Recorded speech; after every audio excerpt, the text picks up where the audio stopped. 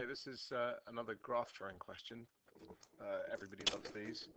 And it's just a question of looking at the strategy for doing the bit where you have to say the graph is equal to something and you have to rearrange stuff and draw another line and find out where the graphs meet, that kind of thing. I've put the graph up already because I figured that you're probably okay on that with the values here. Just one thing to watch out for is the fact that the x values don't go up in uh, regular intervals. It starts off with a half, one, one and a half, two, and then goes to three, four, five. So just make sure you don't get caught out by that.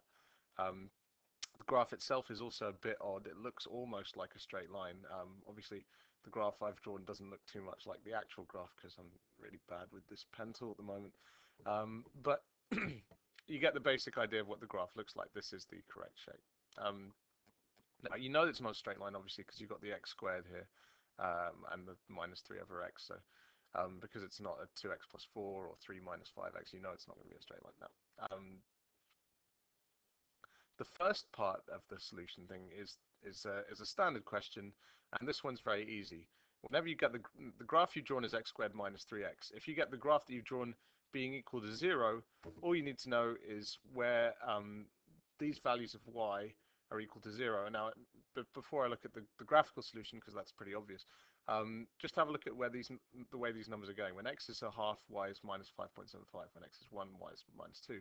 When x is 1 and a half, y is 0.25. Now you're looking for where the y value is equal to 0. So clearly it's going to be between this point when x is 1 and this point when x is 1.5. Graphically solving for when the graph you're looking at is equal to 0, there's a very simple answer. It's where it crosses the x-axis. The y value is the value of x squared minus 3 over x for any particular value of x.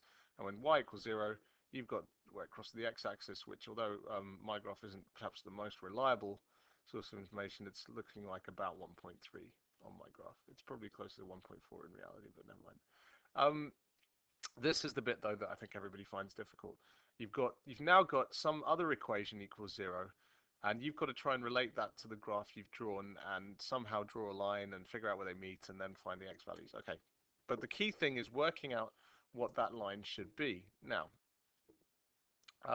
this is the strategy that I suggest you always use. People seem to have trouble remembering this, but here's how it works.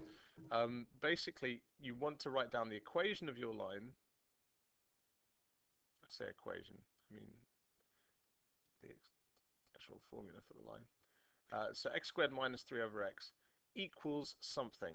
That's what you always do for this question. You write down the graph again, the function x squared minus 3 over x, and make it equal to mystery value. Now, here's the bit that I guess people get confused about.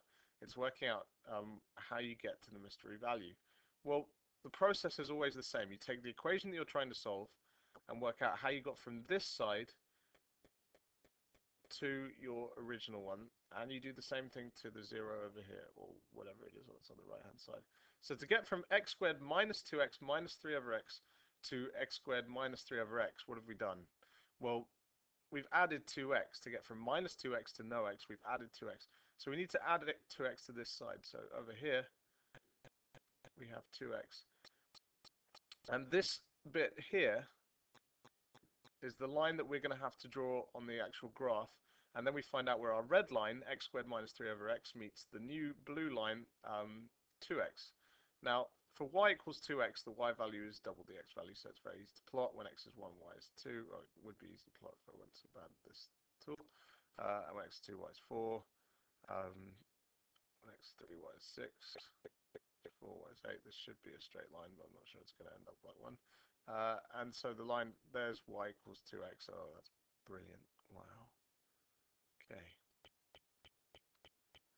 There you go. That's very clearly y equals 2x. So we've got y equals 2x. We've got the original line we drew, which is y equals x squared minus 3 over x. Where they meet, x squared minus 3 over x, which is the red line. Hopefully I'm going to write that in now.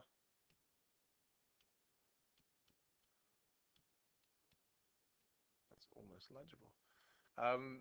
So where x squared minus 3 over x equals 2x, we have solved, there it is, very obvious again, 2.4, something like that. It can meet more than once, it's just in this particular example it does. So where this one equals this one, where the two lines meet, And that is the same solution. So the solution to this is the same as the solution to this other equation. I'm not going to go into too much detail what that is, but basically, if you've got an equation, if you add stuff to both sides, or you add the same amount of stuff to both sides, or subtract the same amount of stuff to both sides, or multiply both sides by the same amount. Basically, if you do the same thing to either side of an equation, you get the same result. So the solution to that is the same as the solution to this.